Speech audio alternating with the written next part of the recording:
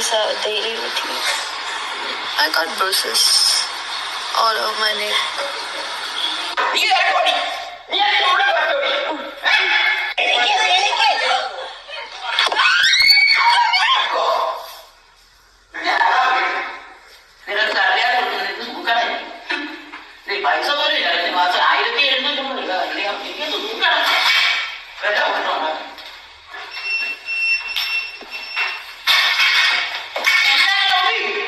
ഷൈനിയെ പോലെ നിനക്ക് നിന്റെ മക്കളെയും കൂട്ടി ഏതെങ്കിലും ഒരു റെയിൽവേ ട്രാക്കിൽ ഈ ജീവിതം ഒന്ന് അവസാനിപ്പിച്ചു കൂടെ?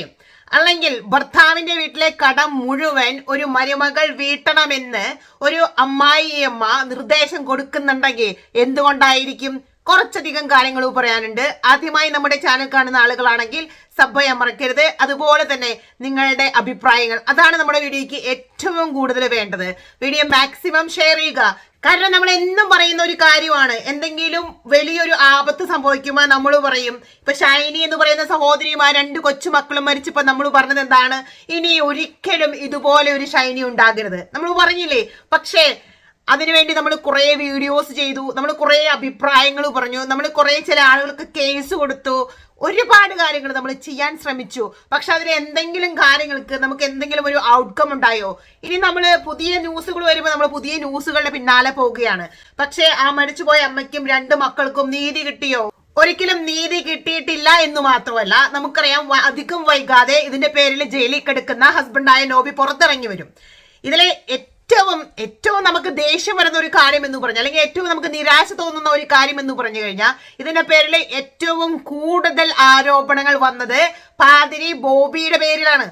അയാൾ ഇപ്പോഴും എവിടെയാണ് ഒളിച്ചിരിക്കുന്നത് ഒരാൾക്കും ഒരു അറിവില്ല. പോലീസിന്റെ ഭാഗത്തുനിന്ന് എന്തെങ്കിലും അയാൾക്കെതിരെ ഒരു ചെറിയ ഒരു നീക്കമെങ്കിലും ഉണ്ടായിരുന്നോ? അയാളെ ഒന്ന് വിളിച്ച് ചോദ്യം ചെയ്യാനോ? ഒരു കാര്യം നമ്മുടെ നാട്ടിൽ നടക്കില്ല. അപ്പോൾ നമ്മുടെ നിയമവ്യവസ്ഥകൾ ഇങ്ങനെ എഴഞ്ഞുകൊണ്ടിരിക്കുന്നത് കൊണ്ട് തന്നെയാണ് നമ്മളിപ്പോൾ ഞാൻ നിങ്ങളെ കേൾപ്പിക്കാൻ പോകുന്ന ഇതുപോലെയുള്ള കാര്യങ്ങൾ ഇനിയും സംഭവിച്ചുകൊണ്ട് തന്നെ ഇരിക്കും.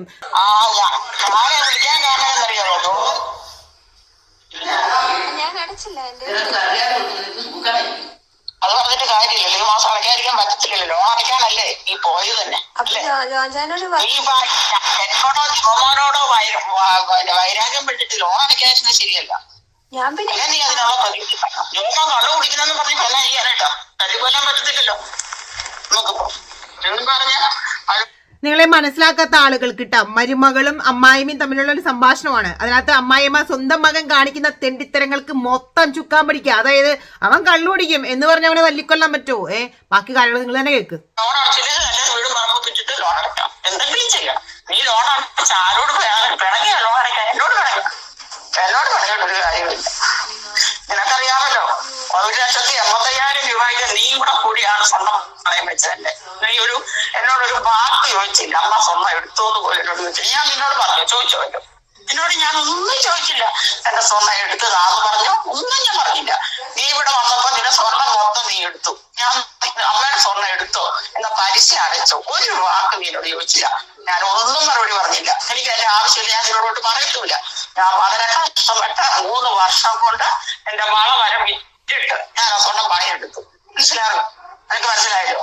അതുകൊണ്ട് നീ വൈരാഗ്യം വെച്ചു ജോമ കള്ളു കുടിക്കുന്നെന്ന് പറഞ്ഞ് നീ ഈ മാസം ലോൺ അടയ്ക്കാതിരുന്നത് വളരെ മോശമായി പോയി. എനിക്ക് അത്രേ പറയാനുള്ളത്. നീ അടച്ചേ പറ്റൂ, അല്ലെങ്കിൽ നീ നാട്ടിലോട്ട് തിരിച്ചു പോയി. ഇതിലേത് അല്ല, എന്തൊരു അഹങ്കാരം നോക്ക്. സ്വന്തം മകൻ കള്ളം കുടിച്ച് പിള്ളേരും തല്ലി ഭാര്യനും തല്ലി നടക്കുക. അതിനൊന്നും ഈ തള്ളയ്ക്ക് ഒരു വിഷമവുമില്ല. ഞാൻ പറഞ്ഞില്ലേ, നേരത്തെ നമ്മൾ കണ്ട ആലീസ് എന്ന് പറയുന്ന നോബിയുടെ തള്ളയിൽ നിന്ന് ഒട്ടും വ്യത്യസ്തമല്ല ഈ തള്ളയും. ഏറ്റുമാനൂർ തന്നെയാണ് വീടെന്ന് പറയുന്നത്. അതായത് മരുമകളെ ഫോണിൽ വിളിച്ച് ഭീഷണിപ്പെടുത്തിയിട്ട് വീട്ടിലെ ലോൺ അടയ്ക്കാൻ വേണ്ടി ഫോഴ്സ് ചെയ്യുകയാണ്. നിങ്ങൾ വിചാരിക്കരുത് ഈ ഒരു ഫോൺ സംഭാഷണത്തിൽ ഒതുങ്ങും ഈ അമ്മച്ചിയുടെ ക്രൂരതകളെന്ന്. ഒരിക്കലുമില്ല. ഈ കുട്ടികളെ തല്ലാനും ഈ ഭാര്യയെ തല്ലാനും ആ കെട്ടിയോന്റെ കൂടെ തന്നെ നിൽക്കുന്ന ഒരു തള്ള, ഇവരൊക്കെ ഒരു സ്ത്രീയാണെന്നാണ് ഞാൻ ചോദിക്കുന്നത്.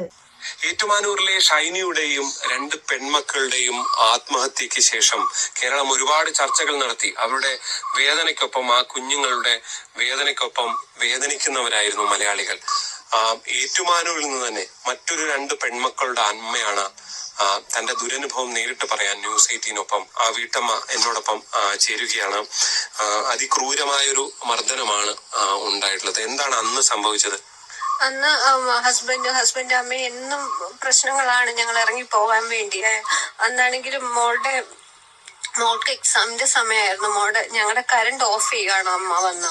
പുള്ളിക്കാരൻ പെട്ടെന്ന് വീട്ടിലേക്ക് കയറി വരികയും ഞങ്ങളുടെ റൂമിലേക്ക് കയറി വരികയും എന്നിട്ട് മോളോട് പറയുന്നത്, നിന്നെ ഞാൻ വിടില്ല, ഞാൻ ജയിലിൽ പോയാലും നിന്നെ ഞാൻ പുറത്ത് വിടില്ല എന്ന്. പിന്നെ മദർലോയും വന്നിരുന്നു. മദർലോ വന്നിട്ട് പറഞ്ഞേക്കുന്നത്, എന്റെ മകനും നിന്നെയും മക്കളെയും വേണ്ടടി, പിന്നെ എന്തിനാ നീ ഇവിടെ കിടക്കുന്നത്, ഞങ്ങൾ നിന്റെ സ്വത്തല്ല, ഞങ്ങൾ ഇജാതി അമ്മായിമ്മമാരിടല ആദ്യം പിടിച്ച് ചങ്ങലിക്കിടണം. പ്രാന്തായിരിക്കും. അല്ലാണ്ട് പിന്നെ ഒരു നിലയ്ക്കും അല്ലെങ്കിൽ സ്വന്തം പേരക്കിടാങ്ങളോട്, സ്വന്തം മകന്റെ മക്കളോട് ഏതെങ്കിലും തള്ളമാർക്ക് ഇതുപോലെ കുശുമ്പ് കാണോ? മരുമക്കളോട് കാണിക്കുന്നത് പോകട്ടെ. അതായത് ഒരു 19 വയസ്സും 13 വയസ്സുള്ള 2 പെൺകുട്ടികളാണെന്ന് തോന്നുന്നു. അതിൽ മൂത്ത കുട്ടി പുറത്തു പോയി പഠിക്കാനോ അതിനുള്ള പ്രിപ്പറേഷൻസും കാര്യങ്ങളാണ്. അപ്പോൾ ഒരു നിലയ്ക്കും നിങ്ങളെ ഒന്നും ജീവിക്കാൻ അനുവദിക്കില്ല. നിങ്ങൾ അങ്ങനെ പോയി നന്നാകണ്ട. ആ ഒരു ആറ്റിറ്റ്യൂഡും പിടിച്ച് നിൽക്കുന്ന ഒരു തള്ള. എന്റെ മകൾക്ക് കൊടുത്തു, ഇനി നിനക്ക് ഇവിടെ കിടന്നിട്ട് ഒരു കാര്യമില്ല, നീ മക്കൾ ഇറങ്ങിപ്പോന്ന് പറഞ്ഞു. അതായത് ഇവരുടെ വീട് എന്താ റിനോവേഷൻ ചെയ്യാനൊക്കെ വേണ്ടിയിട്ട് ഈ തള്ളയുടെ പെൺമക്കള് ഹെൽപ്പ് ചെയ്യുന്നുണ്ട്. അപ്പൊ ആ ഹെൽപ്പ് ചെയ്യുന്നതിന്റെ പേരിൽ തള്ള പറയുവാണ്, നീ ഇനിയിപ്പോ എന്തിനാണ് ഈ വീട്ടിൽ കിടക്കുന്നത്, ഈ വീടും കാര്യങ്ങളൊക്കെ എന്റെ പെൺമക്കൾക്ക് ഞാൻ കൊടുത്തുന്ന്. ഇവിടെ നിങ്ങൾ കാണണം ഒരു മരുമകള് അനുഭവിക്കുന്ന ക്രൂരതകള്. അശ്ലീലമാണ് പിന്നെ പറയുന്നത്. അമ്മ അത്രയും തന്നെയല്ല, അശ്ലീലം പറയും. മോളുടെ മോളെയും പറയും, മൂത്ത മോളെയും പറയും. മൂത്ത മോളെ പറയുന്നത് അമ്മയും മകനും, അതായത് മോളുടെ അച്ഛനും പറയുന്നത് മോള് പോയി. എനിക്കത് പറയാൻ ബുദ്ധിമുട്ടാണ്.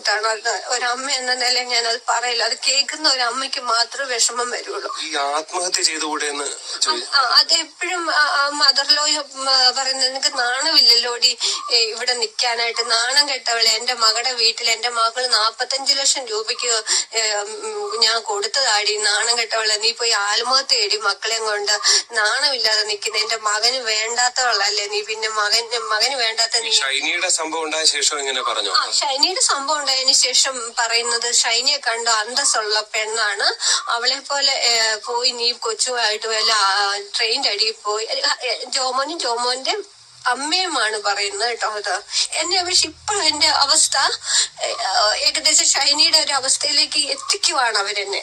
അല്ലാതെ ഞാൻ കാരണം നമുക്ക് ഏറ്റവും അത്യാവശ്യമായിട്ടുള്ള വേണ്ടതാണ് സാമ്പത്തികം, അത് മൊത്തം അവരെടുത്തു.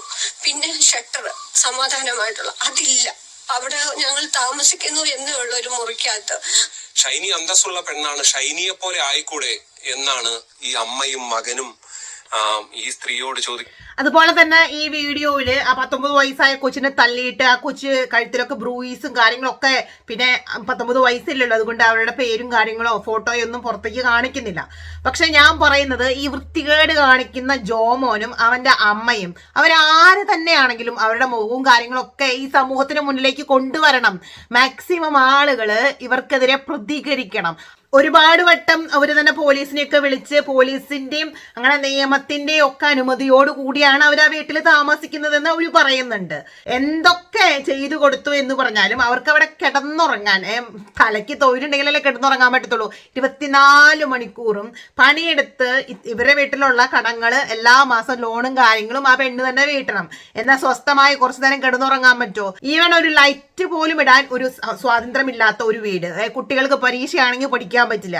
അപ്പൊ ഇങ്ങനെയൊക്കെ ഇപ്പൊ ആ സ്ത്രീക്ക് എബോവ് 40 ഏജ് ഉണ്ടെന്നാണ് പറയുന്നത്. ഇത്രയും നാളും ഇത്രയും പീഡനങ്ങൾ സഹിച്ച് തന്റെ മക്കളെ ഓർത്ത് അവര് ജീവിച്ചു പോകുന്നു എങ്ങനെയെങ്കിലൊക്കെ.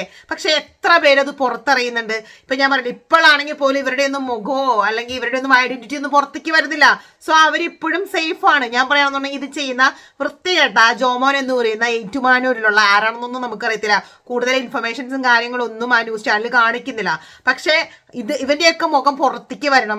ഈ ഇൻസിഡന്റിനെ കുറിച്ച് കൂടുതൽ ഡീറ്റെയിൽസ് അറിയുന്ന ആരെങ്കിലും നമ്മുടെ വീഡിയോ കാണുന്നുണ്ടെങ്കിൽ നമ്മുടെ കമന്റ് ബോക്സിൽ ഇവന്മാരുടെ ഐഡന്റിറ്റി ഒന്ന് കൊണ്ടുവന്ന് ഇവന്റെയൊക്കെ പേരും വിവരങ്ങളും ഒക്കെ ഒന്ന് നിങ്ങളൊന്ന് കമന്റ് ചെയ്യാൻ മറക്കരുത്. അതുപോലെ തന്നെ ഈ ഗുണ്ടയായ നമ്മുടെ ഈ വല്യമ്മച്ചിക്കും അത്യാവശ്യം കൊടുക്കേണ്ട കാര്യങ്ങൾ കൊടുക്കേണ്ട അത്യാവശ്യം തന്നെയുണ്ട്. ഒരു കാര്യത്തിൽ എനിക്ക് സന്തോഷം തോന്നുന്നുണ്ട്. കാരണം ഈ ഷൈനി എന്ന് പറയുന്ന സഹോദരിയുടെ ഇൻസിഡന്റിന് ശേഷം ഒരുപാട് വീഡിയോസ് വന്നതിന്റെ പേരിൽ, ഒരുപാട് കാര്യങ്ങൾ പ്രതികരിച്ചതിന്റെ പേരിൽ ഇതുപോലെയുള്ള മറ്റ് സഹോദരിമാര് അതുപോലെ ഇതുപോലെയുള്ള അവസ്ഥയിലൂടെ കടന്നു പോകുന്ന കുറെ ആളുകൾ ഫ്രണ്ടിലോട്ട് വന്ന് തന്റെ അവസ്ഥകൾ വിവരിക്കാൻ തയ്യാറാകുന്നുണ്ട്. പക്ഷെ ഞാൻ പറയേണ്ടത് അവർ കുറച്ചും കൂടി ധൈര്യം കാണിക്കണം. ഈ തെണ്ടിത്തരം അവരോട് കാണിക്കുന്ന ആളുകളുടെ പേരും അഡ്രസ്സും കാര്യങ്ങളും ഒക്കെ സമൂഹത്തിന് ഇട്ട് കൊടുക്കണം. ഇവരോടൊക്കെ എനിക്ക് പറയാനുള്ളത്, നിങ്ങളെ ഇവരുടെ ഐഡന്റിറ്റി മൂടി വെച്ചിട്ട് നിങ്ങൾ വന്ന് കുറെ കാര്യങ്ങൾ പറഞ്ഞതുകൊണ്ട് എന്തൊരു ഉപകാരമുണ്ട്? കാരണം അവർക്ക് ഇപ്പോഴും സമൂഹത്തിന്റെ മുന്നിൽ മാന്യന്മാരായിട്ട് നടക്കാൻ പറ്റും. നിങ്ങളൊരു കാര്യം പറയാൻ വേണ്ടി മുന്നോട്ട് വരുമ്പോൾ നിങ്ങൾ ഒന്ന് തീരുമാനിക്കണം. നിങ്ങൾ കാര്യങ്ങൾ കംപ്ലീറ്റ്ലി ഇവരെ കുറിച്ച് വെളിപ്പെടുത്താൻ തയ്യാറാകണം. അല്ലാത്തിടത്തോളം കാര്യം നിങ്ങൾ എന്തുമാത്രം വന്ന് ഈ സമൂഹത്തിനോട് പറഞ്ഞു കഴിഞ്ഞാലും ഇവർക്കൊന്നും പറ്റാൻ പോകുന്നില്ല. അറ്റ്ലീസ്റ്റ് ഇവരുടെ ഐഡന്റിറ്റി വെളിപ്പെടുത്തുമ്പോൾ ഒരു 4 ആളുടെ മുമ്പിൽ 4 ആളെടുത്തിട്ട് അലക്കെങ്കിലും ചെയ്യുമ്പോൾ ഇവന്മാർക്ക് അങ്ങനെങ്കിലും ഒരു നാണം വെക്കുമോ നോക്കണം. അല്ലെങ്കിൽ ഇങ്ങോട്ട് ഒന്ന് തരുമ്പോൾ 4 എണ്ണം അങ്ങോട്ട് കൊടുക്കാൻ തയ്യാറാവണം. 19, 13 വയസ്സായ മക്കളല്ലേ, അവർ അത്യാവശ്യം പഠിച്ച് അവർ വലുതായിക്കൊണ്ടിരിക്കുകയാണ്. ഇപ്പോൾ ഷൈനി എന്ന് പറയുന്ന സിസ്റ്റർ ചെയ്ത മാതിരി ഒരു കാര്യവും ചെയ്യരുത്. നമുക്കറിയാം ലൈഫിൽ ഒരുപാട് സഹിച്ചതിന് ശേഷമാണ് ആ സിസ്റ്റർ അങ്ങനെ ഒരു അവസ്ഥയിൽ ചെന്ന് നിന്നത്. ആ അവസ്ഥയിലേക്ക് നിങ്ങൾ ഒരിക്കലും പോകരുത്. ഇതിനോടൊക്കെ ഫൈറ്റ് ചെയ്ത് തന്നെ മുന്നോട്ട് പോകണം.